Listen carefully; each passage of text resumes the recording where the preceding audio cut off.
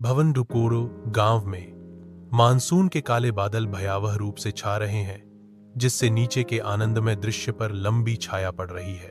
बारिश के बीच शिवनारायण बाबू का मुरझाया हुआ चेहरा चिंता से भरा हुआ है, क्योंकि वे देखते हैं ये बादल सामान्य नहीं लग रहे हैं, इस बार कुछ भारी होगा। पास ही खाम मंगलू परेशान होकर अपनी भावना व्यक्त करता है।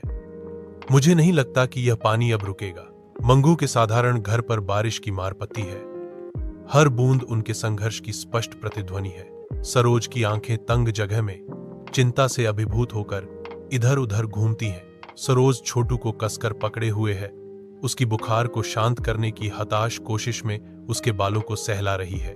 गांव डूब गया है, एक विशाल तालाब में बदल गया है, क्योंकि बेताब ग्रामीण और जानवर सुरक्षा के लिए भाग रहे हैं। सरोज मंदिर की सीढ़ियों पर बैठी है। उसके बच्चे लगातार बारिश में कांपते हुए उसके करीब दुबके हुए हैं। तूफान के प्रकोप के बीच छोटू की सांस थम जाती है और सरोज की चीख बहरी कर देने वाली बारिश में खो जाती है। गांव रामपुर में एक ईमानदार और मेहनती किसान रहता था। नाम था रामू काका। उम्र करीब 55 साल, शरीर से थोड़ा झुका हुआ, पर हिम्मत से पूरा पहाड़। उनके पास कुल मिलाकर 2 बीघा जमीन थी, जो उनके लिए सब कुछ थी। खेत ही उनकी पूजा थी, खेत ही उनका सपना। हर सुबह सूरज की पहली किरण के साथ रामू काका उठ जाते और अपने बैल नंदू के साथ खेत पर पहुंच जाते। मिट्टी को हाथ में लेकर महसूस करते, उसकी नमी, उसकी खुशबू और उसका हाल समझते। लेकिन इस साल कुछ अलग था। बरसात देर से आई।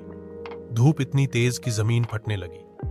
बीज बो दिए गए थे, लेकिन पानी की कमी से अंकुर ही नहीं फूटे। रामू काका रोज आसमान की तरफ देखते और कहते, हे भगवान, एक बूंद बरसा दो, बस एक बूंद। गांव के बाकी किसान परेशान होकर शहर की ओर पलायन कर गए, लेकिन रामू काका डटे रहे। उन्होंने सोचा, खेत को कैसे छोड़ दूं? ये तो मेरे बच्चे की तरह है। भले खुद भूखा रहूं, लेकिन इसे नहीं सूखने दूंगा। वे रोज कुएं से पानी निकालकर बाल्टी बाल्टी खेत में डालते, पसीने से तर बतर होकर मिट्टी को सींचते। लोग उन्हें पागल कहते, पर उन्हें फर्क नहीं पड़ता। फिर एक रात चमत्कार हुआ। आसमान में बादल घिरे, बिजली चमकी और तेज बारिश शुरू हो गई। पूरा गांव राहत की सांस लेने लगा और रामू काका की आंखों में खुशी के आंसू आ गए।